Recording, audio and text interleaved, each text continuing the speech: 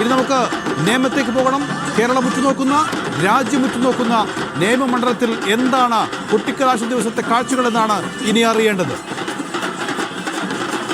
അവിടെ നിന്ന് രജീഷാണ് വിവരങ്ങൾ നൽകാനുള്ളത്. രജീഷ്, നേമത്ത് എവിടെയാണുള്ളത്? എന്താണ് നിലവിലെ അവിടുത്തെ ആവേശം? എത്രത്തോളമുണ്ട്?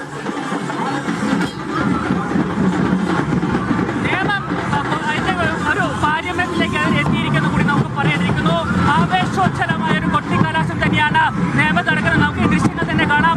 CPM-ന്റെയും BJP-യുടെയും NDA-യുടെയും കൊടികളായി നിറഞ്ഞിരിക്കുകയാണ് നേമമണ്ഡലം.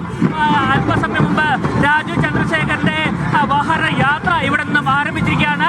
അത് തിരുവല്ലത്താണ് സമാപിക്കുന്നത്. ശബരിനാഥും ഒപ്പം തന്നെ NDA സ്ഥാനാർത്ഥി വി ശിവൻകുട്ടിയും അല്പസമയത്തിനകം തന്നെ ഇവിടെ എത്തിയിരിക്കും. വലിയ ആവേശത്തിൽ തന്നെ ശക്തമായ ത്രികോണ മത്സരം നടക്കുന്ന നേമത്ത് വലിയ ആവേശത്തിൽ തന്നെയാണ് കൊട്ടിക്കലാശവും എന്ന് നമുക്ക് പറയേണ്ടിയിരിക്കുന്നു. ഇനി ഒരു പകൽ മാത്രമാണ് ബാക്കിയുള്ളത്. തൊട്ടടുത്ത ദിവസം വോട്ടിങ്ങിനായി ജനങ്ങൾ തയ്യാറെടുക്കും. എന്തായാലും അതിൻ്റെ ഒരു ആവേശം പൂർണ്ണമായി നമുക്ക് കാണാൻ കഴിയുന്നുണ്ട്.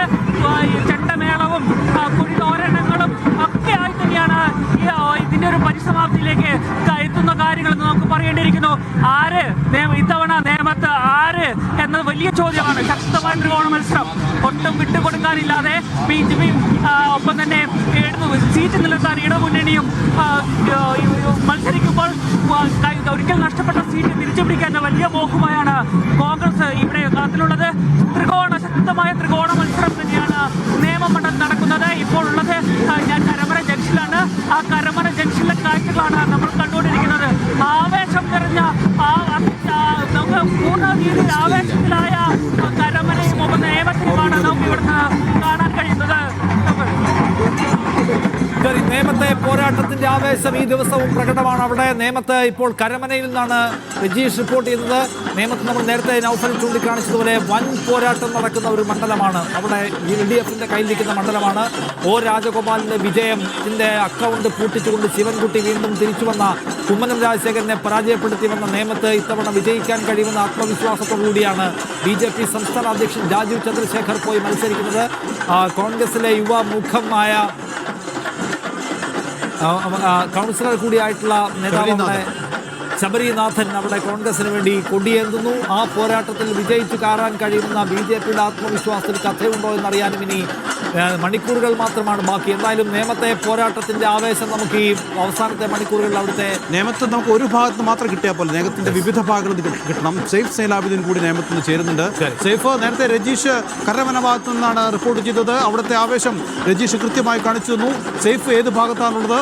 എന്താണ് അവിടുത്തെ സ്ഥിതി?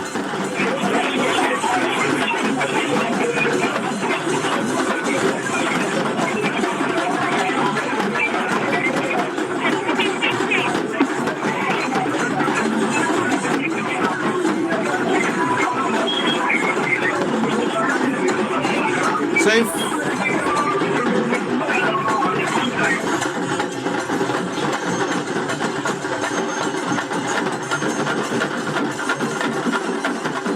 നിയമമണ്ഡലത്തിലെ കൊട്ടിക്കലാശത്തിന്റെ കാഴ്ചകളാണ് നമ്മൾ കണ്ടുകൊണ്ടിരിക്കുന്നത്. നേരത്തെ രജീഷ് റിപ്പോർട്ട് ചെയ്തതുപോലെ നേമത്തെ പോരാട്ടത്തിന്റെ ചൂടും ചൂരുമെല്ലാം ഈ കൊട്ടിക്കലാശ ദിവസം നമ്മൾ കണ്ടുകൊണ്ടിരിക്കുന്നുണ്ട്. സേഫ് സൈലാബുദ്ദീൻ കൂടി ചേരുന്നുണ്ട്. അവിടുത്തെ സേഫ് ഏത് ഭാഗത്താണുള്ളത്? അവിടെ ഏത് പാർട്ടിയാണ് കൂടുതലായി ഇപ്പോൾ കൊട്ടിക്കലാശത്തിൽ പങ്കെടുത്തുകൊണ്ടിരിക്കുന്നത്?